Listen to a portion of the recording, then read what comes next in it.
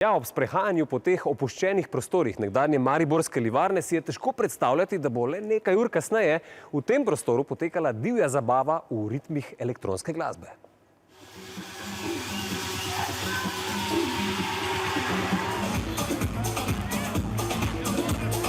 V štajerski prestolnici sta nekdanji nogometni reprezentant Rene Krhin in DJ Gali Vračun zaradi pomankanja kvalitetnih elektronskih dogodkov ustvarila koncept zabav skrivalnice. Sprva le za znance in prijatelje. Z njimi sta komunicirala prek družbenih omrežij in hitro dosegla visoko viralnost. Elektronska scena v Sloveniji ni ravno na visoki ravni, kar se tiče, da bi zato ker tudi nimamo primernih klubov, ne.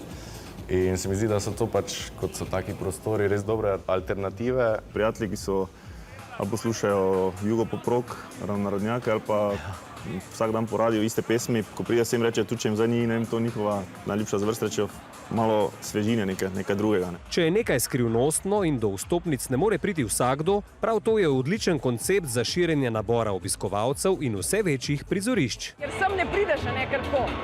A če te pa nekdo povabi, pa točno ne veš, kam greš, a to je pa zanimivo. V katerem slovenskem mestu se bodo odvile naslednje skrivalnice, zaenkrat ostaja, uganili ste, skrivnost.